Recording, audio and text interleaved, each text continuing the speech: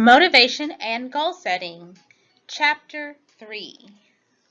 College is full of challenges, from learning how to balance academics with a job, to studying for an exam in a difficult subject, to taking care of a sick family member. You name it, it's going to happen. Today, we'll look at strategies and habits of mind such as mindset, resilience, and grit that can help you persevere through the difficult times during college. We'll also look at motivation and goal setting. So let's move on to the next slide.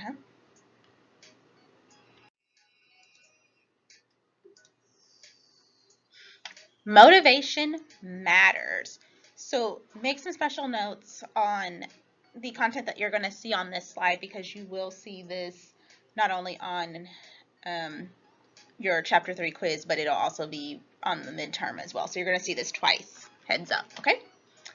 Motivators affect our decisions and actions every day. Your motivation determines how committed you'll be to your coursework and how you'll overcome obstacles in achieving your goals. There are two basic categories of motivation to be aware of. So again, make a note of this: extrinsic motivation and intrinsic motivation. And then here's a description of what both of these are. Extrinsic motivators come from other people and the external world. This type of motivation stems from the promise of an external reward or the fear of an undesirable outcome. So it could be a reward in terms of, like monetary compensation, some sort of prize or bonus, or it could be the result of fear or a negative consequence for not meeting a particular goal or objective. Either way, they get results. It's just a matter of the methods to go about to produce those results. Intrinsic motivators, so intrinsic, remember that's inside, come from your personal interests, desires, and standards. This type of motivation derives from your internal desire to achieve. When intrinsic motivators are at play, the decisions you make and actions you take feel personal because your thinking and reasoning are all driving forces. So this is, again, Chapter 3, and this is going to start on page 40 in my book. So it's pretty much the second page of the chapter, in case your page numbers are a little bit off if you're using the ebook. Okay, and there's a whole column heading that says types of motivation. So just remember, extrinsic, outside; intrinsic, inside. Okay.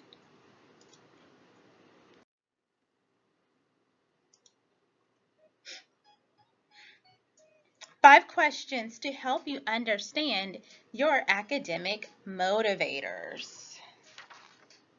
And that's on page 42. It is in the grayish blue box on the bottom half of the page. So these are just a couple of things that you can think of when you're rolling through some of these different things to help you get motivated and stay motivated. So first of all, what motivated you to apply and attend college in the first place? Was this your decision, or was it decided for you? So take time to think about the factors that influenced your college application process and why you decided to enroll at your college. So that's something that I normally ask people, especially if I'm interviewing them, to apply for scholarships or different things like that. And I ask them, how did you get to the point where you're sitting in front of me right now? What brought you here? Number 2, what motivates you to pay attention in class? Think about when you are most likely to stay focused during a lecture or want to participate in a class discussion. So this can also influence the times of days and the days of the week that you select your classes going forward, especially since you guys now know that courses that begin in January, registration is going to open in October. For August classes, registration opens in April. For summer classes, registration opens in June. So you have several months to plan in advance to see if a early evening class is best for you, if a late evening class is better because you're a night owl, or if you want to exercise some of our Saturday options. We even have really early morning classes now. Those are brand new, like the 6:30 a.m. classes. Some people are actually taking those and they're actually doing pretty well because we have people that are alert first thing in the morning and they like to knock out classes before they go to work. So that's something to bear in mind. We also have the online classes and the hybrid courses where you attend class once a week and the rest of your coursework is online. So you have all these options available to you to help you be as alert as you can while you're in class. Number 3, what motivates you to complete assignments and study for tests? So think about this. Consider the times you find it easiest to get started on homework, study for tests, and complete assignments with much procrastination.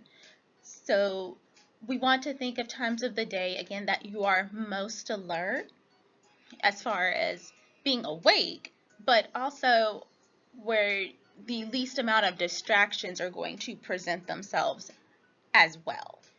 So what some people tend to do, I typically see this in my Saturday classes since there's a 2-hour gap between them, is a lot of times people will stay in the classroom between that 2-hour gap because there's too many distractions at home for them to actually complete their work. So I have plenty of people that are in the morning class that will stay after, or the people that are in the afternoon class that'll come an hour early to get ahead on homework for my class and other classes simply because there's so many distractions by family members or just things that they need to do around the house. I mean, I know even for me, when I was in graduate school, just rewind back to May, as weird as it sounds, the best place for me to get work done was at the car dealership of all places, because with me having multiple jobs, my phone and my email are constantly going off, and people are constantly looking for me in my office. I almost never have any time to myself, and then I live with 3 people at home. You know, I live with my fiance, his brother, and his mother, plus our 3 dogs. I literally have no moments to myself.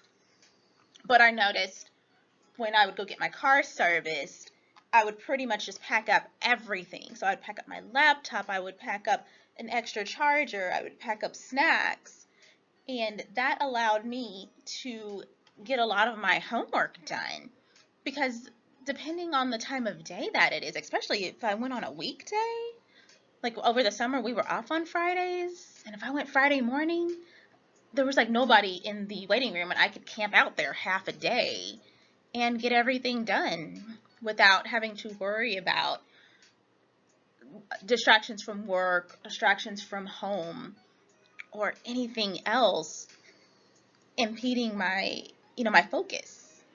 So sometimes you have to think out the box a little bit. And in some cases, I had people that came up here over the summer that wanted to review things between sessions, before summer 1 started.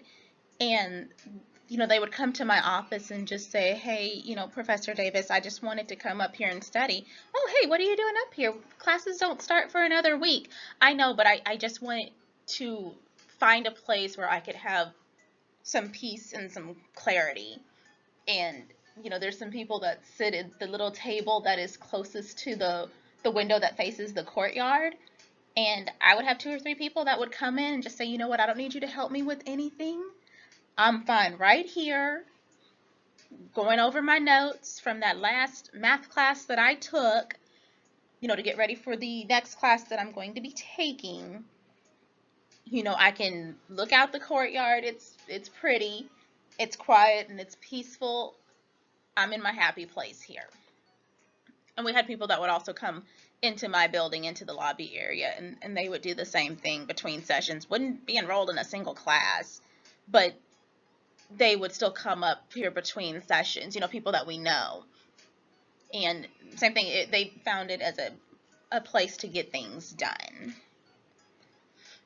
Number 4, what motivates you to keep working when you are challenged or struggling in a course? So you may or may not have experienced this yet, but you still want to kind of think ahead of as far as what your game plan is going to be and how you're going to attack this challenge. So think about how you have overcome academic challenges or, personal or workplace challenges too. And what have you done when you're struggling with, this type of work in the past? And if you didn't have a plan before, so now's a good time to actually develop a plan. And number 5, what motivates you to work to the best of your ability in a class? So consider the moments in your life where you pushed yourself to work as hard as you could. And in some cases, for some people, academics comes naturally to them. For certain subjects, it took no effort for me, and then the other things, I had to put everything I had into it. And for some of you guys, that might be the same case as well. I know for me in college, if you compare me and my first college roommate, we were both pretty strong math and science students, but we studied in a different way. In my case, I performed well, in my science and my math courses, but it took a lot of effort. It took a lot of study time for me to perform well in those courses. My college roommate, I'll tell you straight up, Mr. Biochemistry major would sit there and play Madden football, but he would review everything while he was sitting there playing football. That was his way to decompress and relax with the number of courses that he was taking. And, it helps that he had a photographic memory too. And, he would actually perform very well. He actually performed better than me because some of his courses were more advanced than what I was having to take. So you kind of have to think about what works for you and what's going to get you into that state of mind where you can actually retain information. Okay, so let's move on here.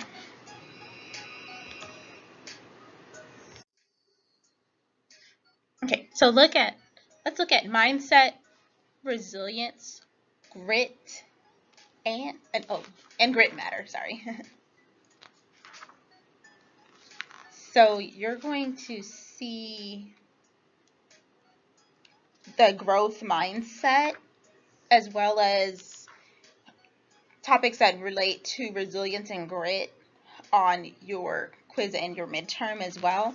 It's going to kind of start with page 43 in the book, and then it's going to kind of keep going until around page 47. So pages 43 through 47, that's where you're going to see the content about getting in that proper mindset, getting in that right frame of mind, and how to self-motivate and motivate others around you to stick things out for the long haul. So your mindset, the way you see yourself and experience the world, matters when it comes to college achievement. There are 2 mindsets that can exist for an individual. So make sure you jot these down and you're familiar with what both of them are and what the differences are. A growth mindset or a fixed mindset. So growth and fixed mindsets. And you're going to see those 2 terms specifically referenced on page 43 under the Mindset, Resilience, and Grit Matter 2 subject heading. People with a growth mindset believe that traits like intelligence and personality hang on, wait, let me go back. Okay. People with growth mindsets believe that traits like intelligence and personality are able to change and develop. They see challenges as opportunities for growth. People with fixed mindsets believe that qualities are unchangeable, that people are born with traits that are set in stone. It is harder to overcome challenges with a fixed mindset. Okay. And then moving on a little bit further, developing a growth mindset is crucial for your success. So this is how we go about trying to expand your mind a little bit more. Consider what intrinsically, so intrinsic, so inside, motivates you to persevere academically. When you feel challenged, remind yourself of these things. Acknowledge when you are challenged and when you are frustrated. It's normal, it happens. Talk with someone you trust and share your difficulties. So this could be a professor, this could be an advisor, this could be a mentor, this could be another classmate, a family member. So then that way you can gain insight on what you're feeling, and then from there you can take a step back from it and figure out, okay, here's what's going on, how do I fix it? When you struggle, take a break. Step back and figure out what might be going on and enlist the necessary level of help. Motivation requires resilience, which is the ability to bounce back after experiencing setbacks, and grit, determination and sustained effort to work toward a long-term goal. So resilience and grit are both very important. Be familiar with those. Becoming a resilient and gritty person involves shifting your perspective and viewing failure as an opportunity for learning. You'll also need the ability to control your emotions and make changes when necessary. Resilience and grit will help you achieve your goals. So when your back's against the wall, this is what's going to get you through it. So think about it for those of you guys that played sports or different types of team activities. You had to rely on resilience and grit to be able to reach your end goal. It's the same thing in the college setting as well as in the workplace. So if you apply it to all these different types of life situations, it'll begin to happen naturally. But it's something that we do want to be aware of. And then that way, you get stronger at it.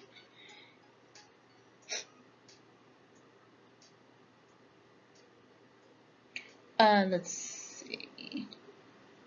Oh yeah, motivation requires, oh wait, I said that already, sorry. Becoming a resilient and gritty person involves shifting your perspective and viewing failure as an opportunity for learning. You also need the ability, oh, I read that already too. I'm sorry, y'all. So just remember, when you're faced with adversity, that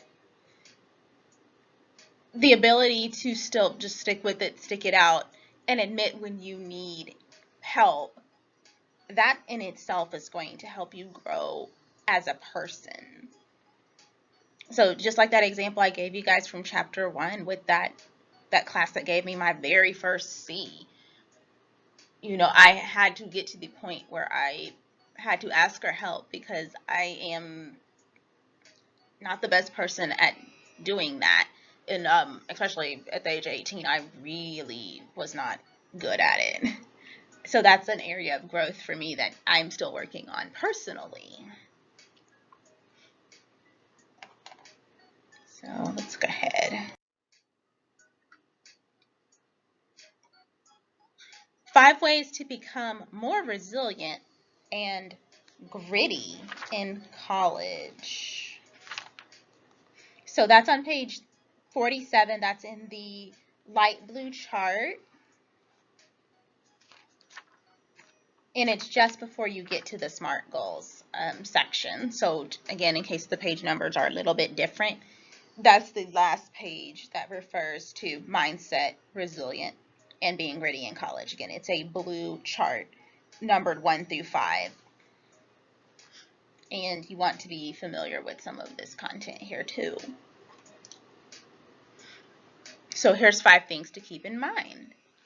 When you are challenged, write down 3 things that will motivate you to persevere.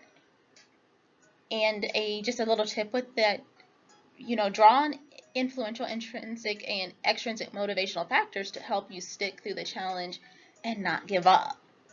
2, when you are trying to overcome an obstacle, outline 2 or 3 specific steps you can take to help you succeed. After all, you are more likely to persist when you outline a clear path forward. So this could be an academic challenge with an individual assignment. It could be an overall academic challenge where you find yourself not performing as well as you thought in a particular class or overall for the semester. It could be a challenge in the workplace. It could be a challenge within your home life. All this can be applied in and outside the classroom. When you fail, allow yourself to feel upset, but then figure out how to learn from your experiences. It's natural to be upset when you experience failure, so don't deny your feelings, but commit to learning why you might have failed and what you can do differently in the future.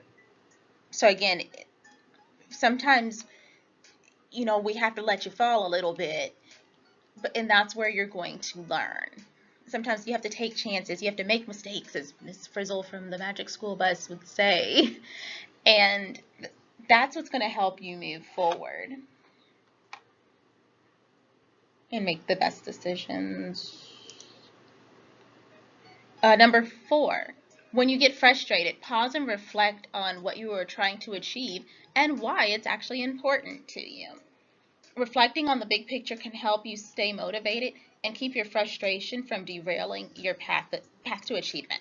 So when I was teaching GED and ESL, when I had my own classroom that I didn't have to share with anybody out in the field, one of the first things I would have my students do after they introduce themselves is I would have them write out one goal and what they wanted to accomplish in class. And what we did is we made a border across the classroom. So, we had to get up on tables and ladders, and we stapled everybody's goals across the perimeter of the room at the very top. And I started the border with, the wall that was, directly across from the door. So that way, as soon as they entered my room, they could see their goals. And that also served as their reminder for, whenever they had a hard day, a particularly hard day, even if it was before they got to class, all they had to do was look up, and that was their actual tangible reminder of why they were here, why it was important. So for some of them, they said, I wanted to take this class because it's getting to the point where I can't help my kids or my younger siblings with their homework. They've passed me.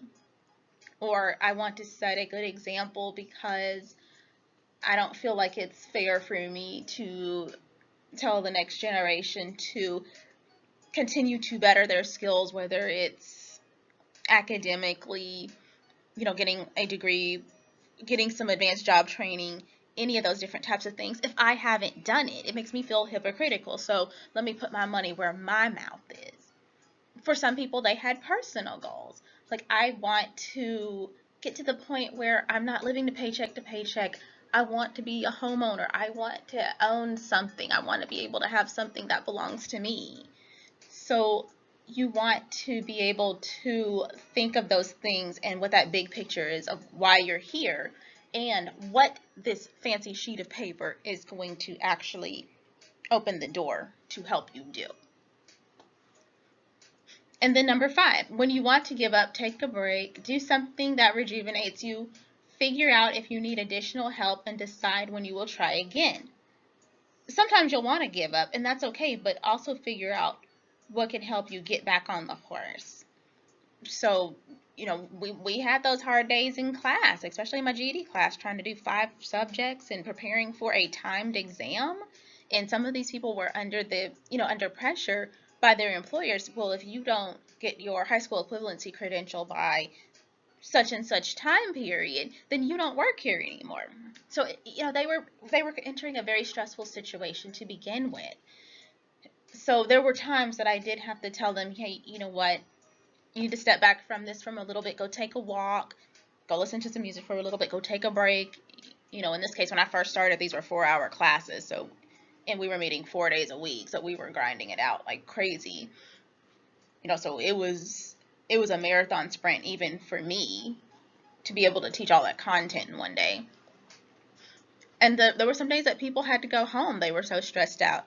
And I said, that's okay, you can go home, but I need to see your face in the place tomorrow. So just make sure you can take a break, but make sure you don't quit. Because after all, we all need to get to the finish line. I want to see every one of you guys at graduation. Okay, so let's move on to the next section of chapter 3. Setting SMART goals. So we're going to get ready and set some SMART goals here. And there's a couple of different versions of the SMART goals system that is floating around.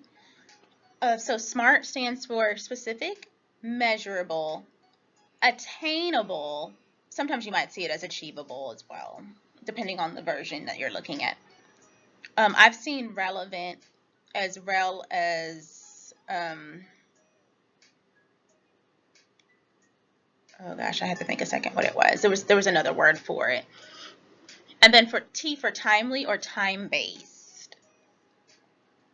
And then the steps to creating the SMART goals consist of differentiating between short-term and long-term goals. So that's going to be the first step, and you will see that on one of your quizzes or on your midterm. Hint, hint.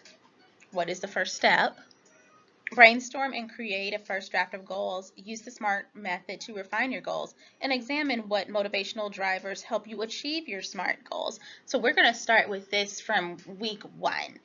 And this is an assignment that you can take outside the classroom with you. I know certain employers do have certain goals that you do have to meet, whether they're performance goals or they may be personal goals or goals for you to move up or receive advanced training. My employer, TCC, actually does have us use this method for our employee goals, and we set our goals.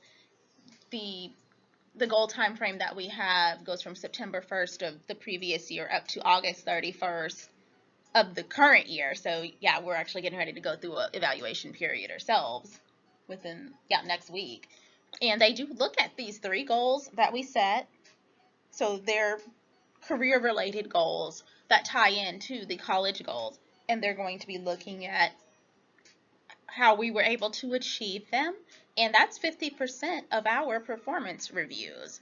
So that's part of determining whether our contracts get renewed or not. So for me, this is deeper than a class assignment. This right here is my bread and butter. And so let's look at some of these different areas a little bit more in depth.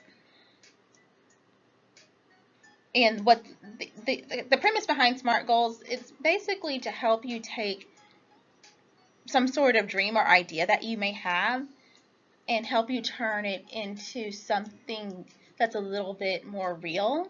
And it's going to hold you accountable to achieve it, because now you have an actual game plan.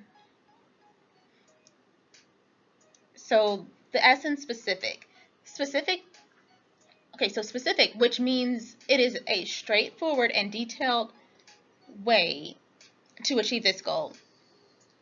It makes very clear what you plan to do, why you want to do it, and how it's going to happen.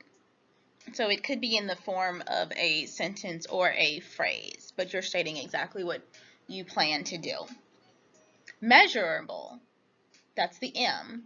Measurable, which means you can define criteria that will indicate your progress and help you determine when you have achieved your goal. So it could be in the form of performance deliverables. Like when I worked on one of our grants, there were certain performance measures I had to meet.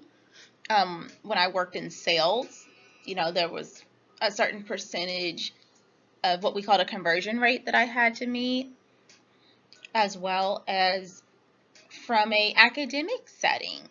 The way you can measure your progress toward being successful in class is how you're actually doing in the class, looking at those different types of grades for the individual courses as well as overall, what your overall average is. And that'll help you keep on track as far as, I want to get into such and such as, universities, engineering school. Here's where I'm at. So based on these grades in these 4 classes and my overall GPA, I'm this close to reaching this goal, and I have either met the requirements, I've exceeded the requirements, or I have a little bit more work to do to get there. Okay, attainable. And again, like I said, sometimes you may see this as achievable, but for our purposes, it's going to be attainable.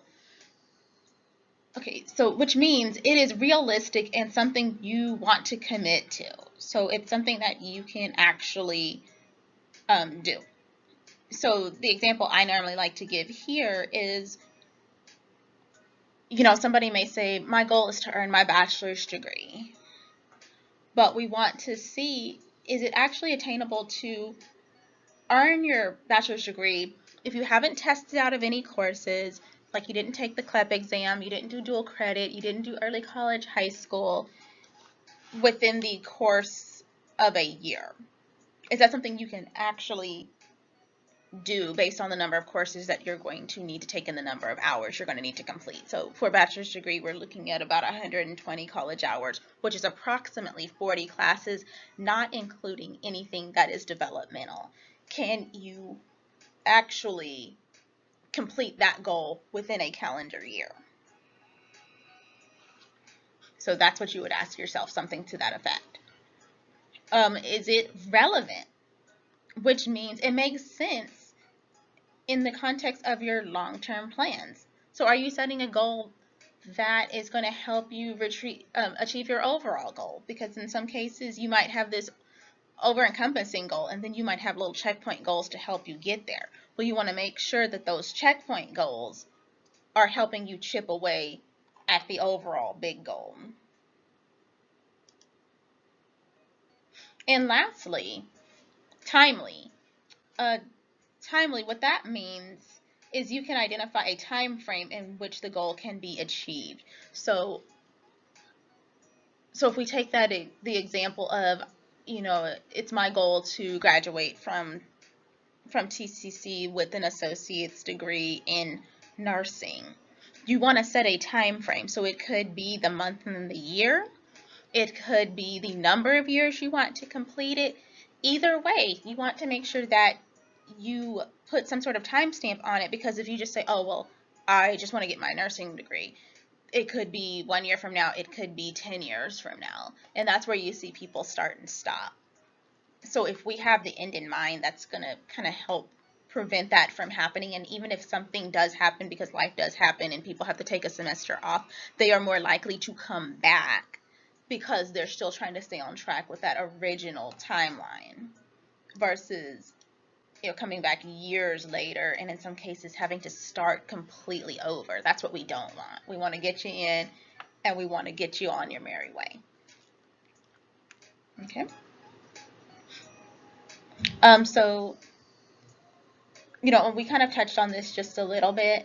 To create SMART goals, start by focusing on either short-term goals, which will help you see the smaller details of your life, or long-term goals, which help you see the big picture of your future. So sometimes sometimes employers may ask you, what's your goal over the next year?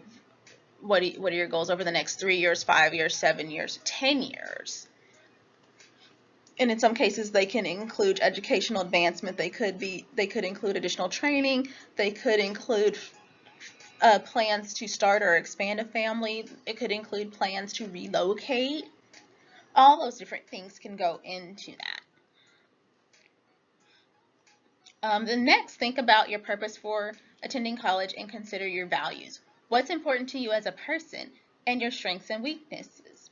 Use this information to set preliminary goals. So you want to make sure that it's something that speaks to you. And then turn your first draft goals into SMART goals and apply the characteristics of the SMART goals. So this will be activity that we practice in class, and then what you'll do is you're going to refine this at home. And then by the time we get to the end of your paper, you'll have this refined, and this is going to serve as your brainstorming to get your essay going. Finally, take action to achieve your goals. Reminding yourself of your motivators will help drive you to accomplish your goals. So one thing that I did when I was trying to set financial goals, actually, because I'm in the process of trying to buy a house. Oh, and if you haven't done that, that's fun. You really have to have a game plan because there's so much involved in that, it's not even funny. But what I had to do is I had to get my finances in order and those lovely student loans that I took out. So I actually posted what my SMART goals were going to be on, my social media sites, so that way my friends and my family members could actually keep me accountable. They could see them and they could ask me questions about, hey, how are you doing with, with getting that federal student loan paid off? And what that did is that actually allowed me to get it actually paid off. They got their $20,000 and I was like, sayonara, bye, leave me alone, not taking out any more money ever again.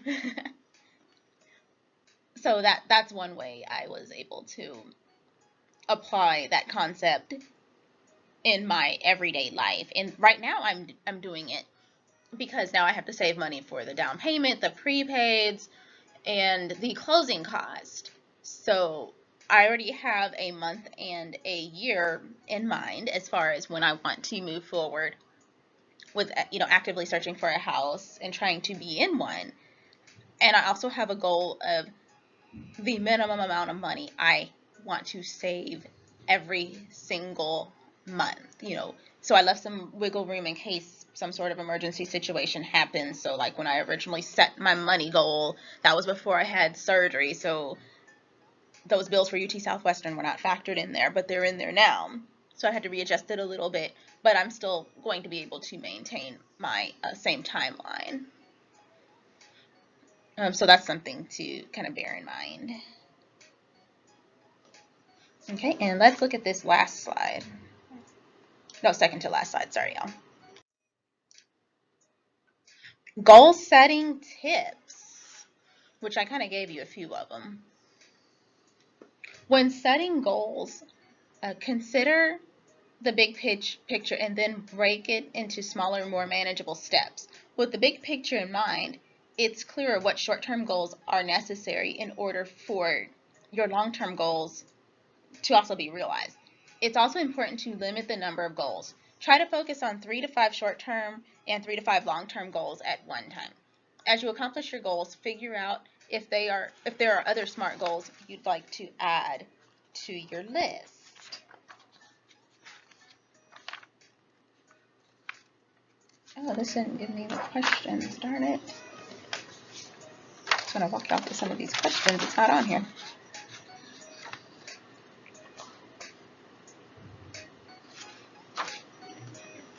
Okay, so with that particular section, when it comes to your paper that you guys are going to be doing for the class, I've seen people talk about academic goals, career goals, financial goals, and personal goals. In some cases, they had one big goal, but their paper was about those checkpoint goals to help them get to the finish line. So for a student in particular, one student in particular that said, hey, I want to be a doctor. So their first goal consisted of their plan while they were at TCC. Their second goal consisted of going into their pre-med program at the university of their choice. And then their third goal talked about going to medical school, doing their residency, and eventually getting hired by a hospital or clinic. So this goal was kind of stretched out over, I would say, a good 8 to 10 years, but now they kind of know what to do, and they can gauge kind of where they need to be, every 2 or 3 years. And that way they don't let it go.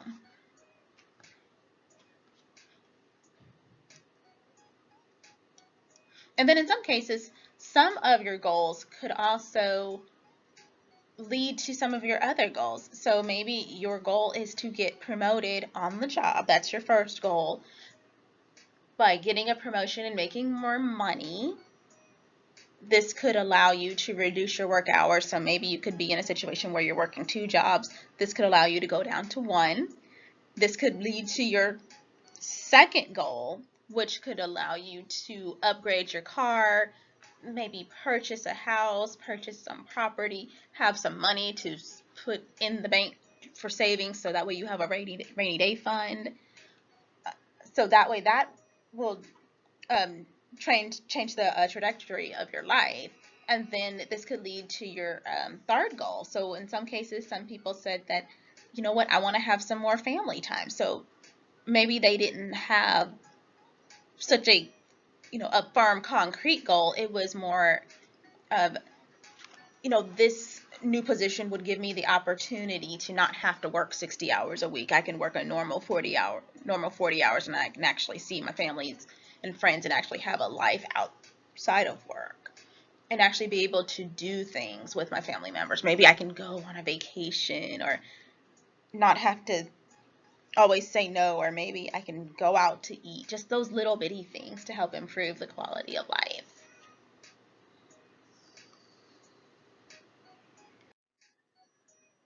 Okay, so creating SMART goals, and that's still here in chapter 3. That is, they have it outlined on page 52, and then you're going to see 2 charts. So the charts that you see on slide 8, these are actually on page 53 in my book. They're the very last page of chapter 3. That's what this is, okay? So in the chart, they're giving you a couple of examples of what a long-term goal and what a short-term goal will look like. So again, you want to break those goals down into long-term and short-term goals and differentiate between the two.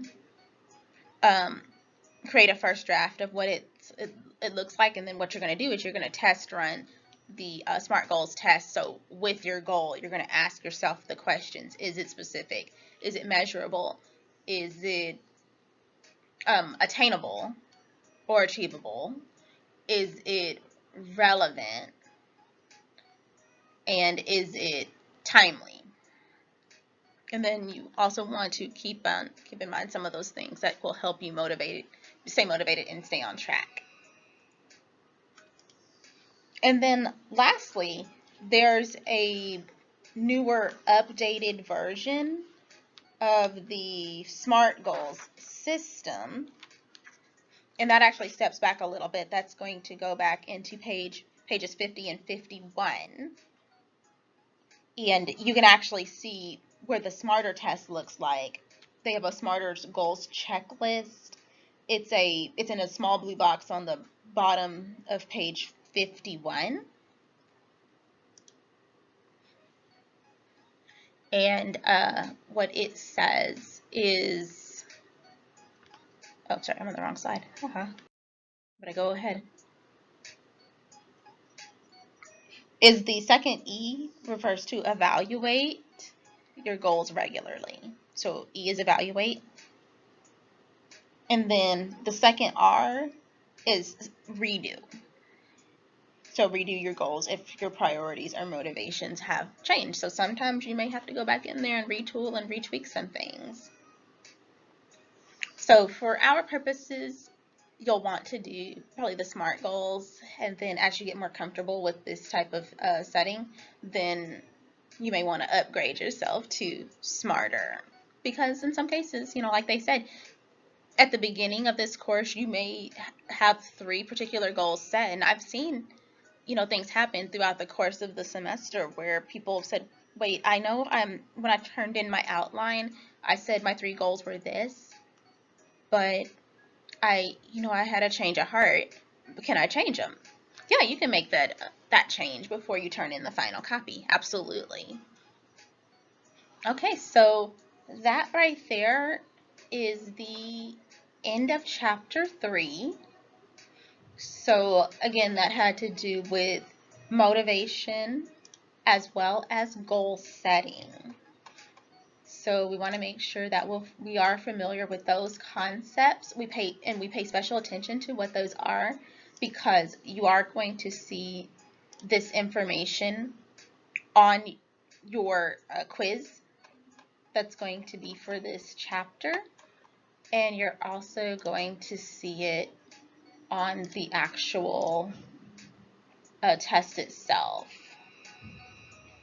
So there's going to be some questions that reference resilience and grit, extrinsic and intrinsic motivation, and then you're going to see some things that reference the SMART goals method. And as long as you kind of have those 3 things kind of ready to go, then you should do well.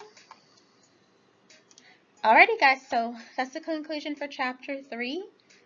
So take it easy, and thank you for tuning in.